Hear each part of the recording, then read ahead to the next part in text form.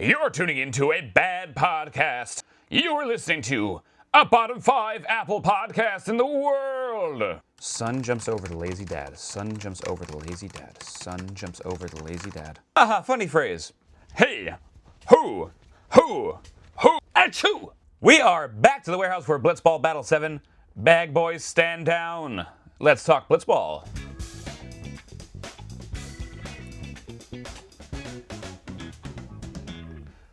Welcome to the Blitzball Boys, the podcast about Blitzball and boys, but lately about Blitzball. I'm your co-host, Brendan Ruppel, along with my fellow host, Peter Del Rey. Moment of silence for Peter. Moment over. Woogas take down the 1 seed. That's the big story here today. They are on an absolute roll. It all starts with Dan Work. But before we get too deep into Dan Work, let's talk a little bit about baggage. I'm a bag boy myself. Bag boys, I want to say rise up, but it's time to stand down. They had a run. They get taken down by the hot team right now at this moment. Jake, especially, his magical run has come to an end. He kind of fell apart on both sides of the ball. He hit a little bit today, but mostly just singles, and he was struggling against Dan Rook especially.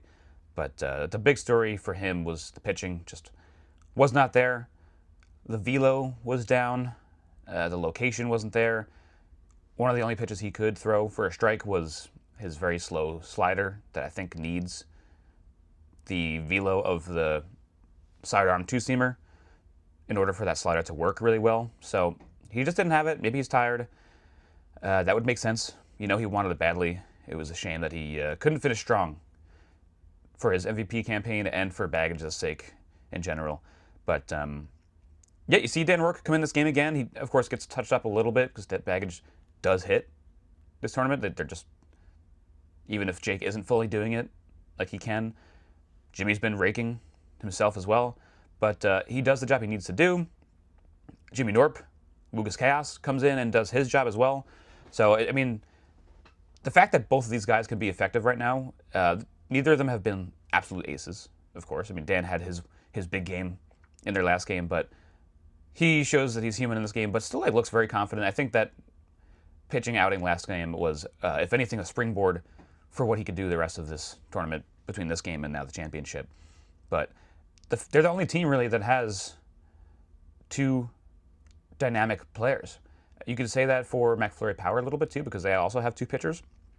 But I wouldn't say they're as good at the plate as Woogas is right now. So being able to kind of switch on and off whichever pitcher you want, if they're both working at the same time right now, that's a lot of fun. You could really play the matchup game in the championship. We'll have to see who they're pitching against. I assume it's going to be We Got Ice, but we'll see about that. But it's really interesting stuff. They just got out at the right time. It's kind of like MLB, where a wildcard team just catches fire right in that first round of playoffs.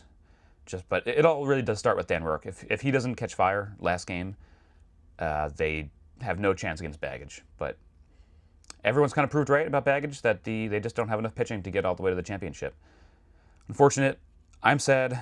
This was still a fun game. If any team were to beat baggage and knock them off their pedestal, I'm glad it was Woogas. I just love these two guys. Love Jimmy. Love Dan. I love how much he loves the Star Wars reboots. He's obsessed with Anakin Skywalker. I love the makeup. He looks great. He looks very calm. I'm impressed with him. Let's get to the burn.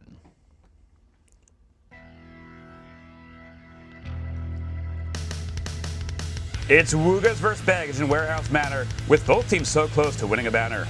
Baggage starts strong with a 3-run homer by the boss before they head to the mound and start to toss. But Woogas refuses to take a loss. A barrage of walks and hits bring 5 across. Down by 2, Baggage needs some luck. They tie it at 5 but leave 2 runners stuck. All Woogas needs is 1 and this game is won. A close call and a single to kick off the fun. First and third on Jimmy, who must face his son.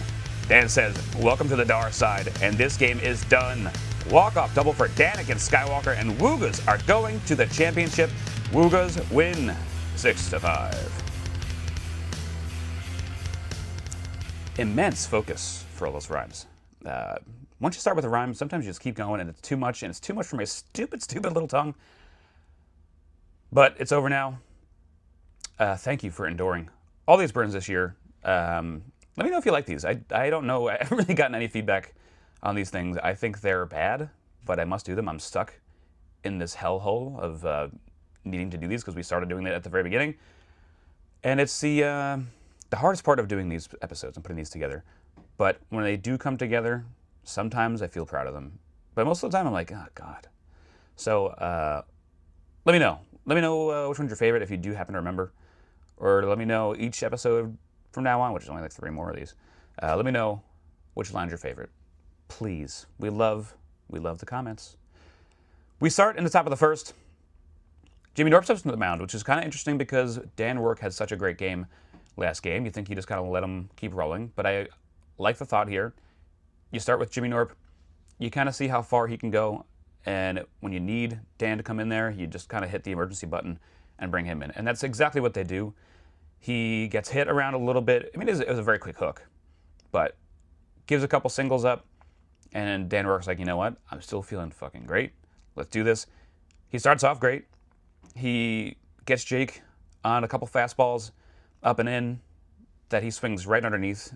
Jake has just not seen this high fastball, and he wants it. And we've seen Jake actually reach up and hit that pitch above the strike zone before, but this one just has so much run and ride.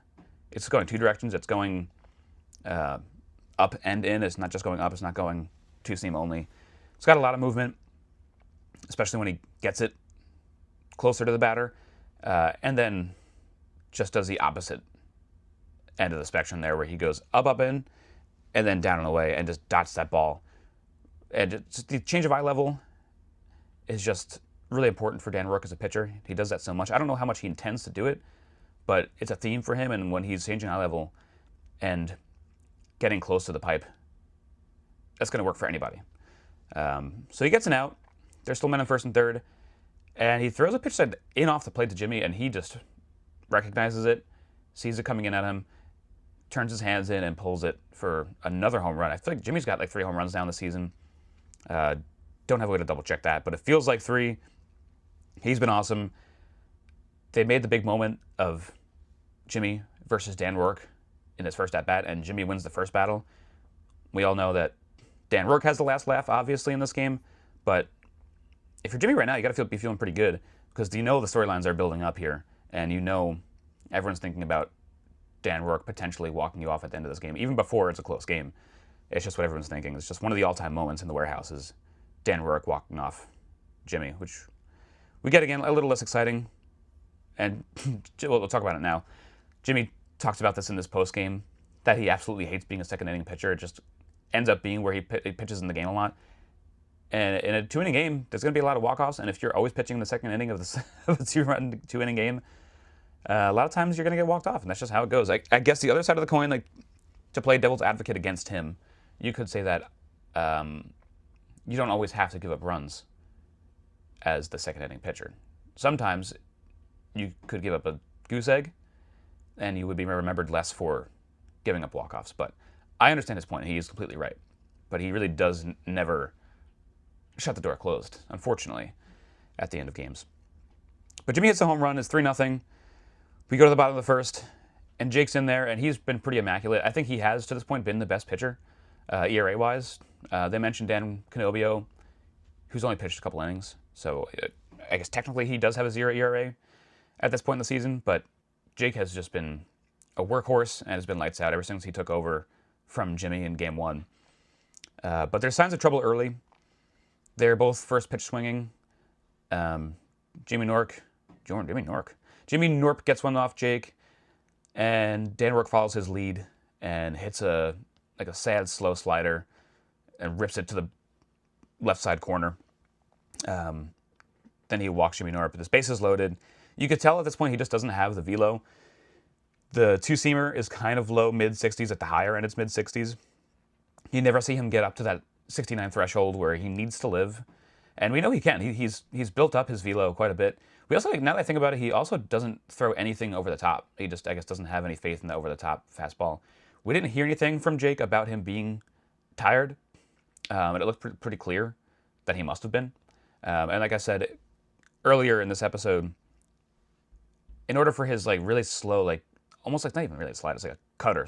It moves so little. That only really works if the sinker is working, if that 2-seamer is working. And they both have to be located well. because that slider is just so slow. It's like the opposite of Jimmy Norp's slider that he's really found. He's found a great release point on his like darting fast slider. The other one is Jake's is just slow and lazy, and when it has nothing to work off of, you just see it and it's like a big beach ball waiting for you to crush it. So there's trouble for Jake obviously here. There's a walk, some runs scored, another walk. That one counts as a 2-run double because it's the walk rule. After 2 walks have already come through, it was a non-competitive walk. The game is tied at 3, mostly on walks. There's a couple singles and some walks really do them in. Tie game. Jimmy comes in, and Jimmy is looking better than Jake at this point, but not looking immaculate. But he comes in a tough moment, so you can't fully blame him here. He strikes out Jimmy Norp, gets an out, gets Dan Rourke to ground out, which is huge. There's a chance they wiggle out of this still tied, and they don't give up the full 5. But Jimmy Norp puts up a huge at-bat. Huge at-bat. I might even change this to be my play of the game. I'm not really sure. But Jimmy Norp spoils pitches, and good pitches too. Like, these are some pitches that would have been strikes. They were around the pipe, and before you know it, Norp doubles off the wall, and they put up that 5 spot. So huge. If Baggage gets out of this inning with it still tied, the tides have really turned. But now you're playing from behind when you go into the last inning. So we start with the top of the second, and Dan Rourke is in there, strikes Jimmy out. Really awesome. He battles back from a 3-0 count to do it too. Jake still swinging at that high pitch, and it's just what I know. It looks really good, and other pitchers that throw that high pitch, if it's slower, it's something that's easier to catch up with. But Dan Rourke, if it's not like 75, it's going to be. He's been throwing very consistently at that 69 mile per hour spot. Like, he talked about it a little bit in the cutaway interview that he has, that he's starting to feel like at this point, last game and this game, he feels really good about his mechanics and his speed. He feels really comfortable at keeping the ball at the speed it needs to be. So being at that upper echelon of the threshold there is important, because if that pitch that's above the strike zone is maybe like 65 instead of 69, that's something that you might catch up to as a hitter. But Jake doesn't. He actually ends up singling in this. That's wash away all my stupid points. Jake ends up singling in this at bat, but the point stands for future at bats. Jimmy walks on that huge check swing, which is nuts. It gets on base. Jake singles, bases loaded. At first glance, I did think that check swing went, because I just assumed that they kind of go, once you see the replay and the slow-mo, they go a lot further than you really think on first glance. But I couldn't believe that it was actually just straight up parallel with the line. That was kind of nuts. After Jake singles, the bases are loaded. Jimmy gets a single off the back wall, and it gets him to first and third. 2 runs do score from that. That is huge. But that's all they end up doing in this inning, because Jimmy Norp comes in and shuts the door. I mean, he's got a case for being player of the game here, because he got the 5 spot himself earlier after spoiling all those pitches from Jimmy. And in this inning, he stops the bleeding from Dan. So really, really important, just that this team is so dynamic. I don't know any other word to use for them, but they let one of the Woogas go as far as they can. They see trouble, the other one comes in. Same thing. You do the best you can, and then I'll come in. It's just really impressive that they're able to just kind of be interchangeable and use it themselves for the lanes that they feel like they're comfortable in. So it's 5-3 in the bottom of the second. I know it's tied now. So they were down 5-3. They score the 2. It's tied 5-5, and you just have to feel like, as a Baggage fan, no matter who's in here, they're gonna lose, because Jake looked terrible, and Jimmy is Jimmy. He's got his history, and he doesn't even have a cushion behind him in order for him to maybe get through this game with a couple of hits and runs. He has no wiggle room whatsoever, and I think he feels that pressure a little bit. Dan Rourke singles off that foul line, and when they cut to Jimmy, you see it all over his face. He's like befuddled and so surprised and annoyed and angry that ball was called fair. It looked fair. It looked like it hit maybe from his angle, it looked like it maybe just missed the line. But I think they made the right call there. It was a single, and he said it in his post game. He did sort of shut down after that call didn't go his way, and that's something he needs to work on. I fully get it. Like you kind of needed that first out, and you just feel so shot down and discouraged once your game plan just kind of goes out the window right away. It's tough. It's a mental game. You gotta battle back a little bit. He wasn't able to do it. Jimmy Norp singles to the back wall. It's 1st and 3rd, and without further ado, I mean, Dan Rourke powers one off the back wall. That's the ball game. Jimmy maybe in that at bat could have had a better pitch selection. He wasn't really able to find anything with his forkball. You saw him earlier trying to throw a bunch of them, and they just stayed high. I think he was maybe like just a click away from finding that high release point that does drop in like a Jack Doyle sort of knuckle drop. It's a much slower version of that, and I think it is effective because the Jack Doyle one is very fast, and this one's very slow. Anything in the middle maybe is too much of a sweet spot. But when Jimmy has that forkball working, it is a really fun pitch to watch and a really great, effective pitch. The pitch he throws to Dan Rourke that wins the game is just a straight fastball. And I feel like Dan Rourke really struggles with funk, and Jimmy has a lot of funk. Just a couple pitches before, if not the pitch before, he throws his little teacup curve that hits the top of the pole. And Dan just usually doesn't have anything for like the slow breaking balls. And I don't know, he just maybe overthought it or just wanted to get one in there. Dan Rourke is a different hitter right now. If you give him something to hit, he can actually do something with it. He might not be the home run hitter, like he's not going to rake every single thing, but he will make contact nowadays, unless you just completely confuse him. But he looks great at the plate, better than he has in a long time. He is becoming the big game player that he said he would be. It's really awesome. I'm really happy for him. I'm glad that Jimmy's really happy for him. Such a great relationship. Really sweet at the end of the game that he's talking about how he's rooting for him, and how Dan Rourke is getting like almost choked up talking about how much Jimmy means to him. Really, really sweet relationship. But without further ado, let's get to our player of the game. Our player of the game. Hey, you know what? I might give it to Jimmy Norp. I had Dan Rourke written down, but after I talked myself into Jimmy Norp getting the ball. Jimmy Norp comes in to a couple different situations when he's needed most. I talked about it in the bottom of the first. He gets that 2-run scoring double to put up the 5 spot. That was huge. That is a game changer right there.